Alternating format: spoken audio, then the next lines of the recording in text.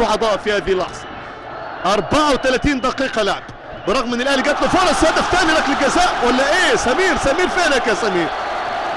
سمير فينك يا سمير؟ ما حسبش حاجه خالص. ادي جده بتاع زمان اهو فاكره، وادي هدف ثاني للاهلي 2-1 الاهلي. ايوه كده، لما ما وضحتش الصوره او المخرج ما جابش الحكم في كسر من الثانيه الاهلي يعدي الاوتار. شوف الجمهور الكبير، جمهور يحرك الصخر. محمد ابو تريكه، وادي الجول، هدف جميل جدا للاهلي بعد ثواني قليله، بعد 13-14 ثانيه الاهلي تقدم 2-1.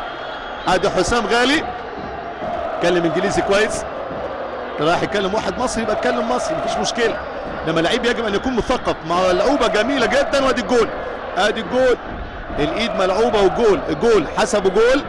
الراجل ده طبعا لو ما كانتش جون احمر وبالسلامه يودع هواه، انما الجول اتى، وسمير محمود عثمان يحتسب هدف ثاني بالنسبه للاهلي.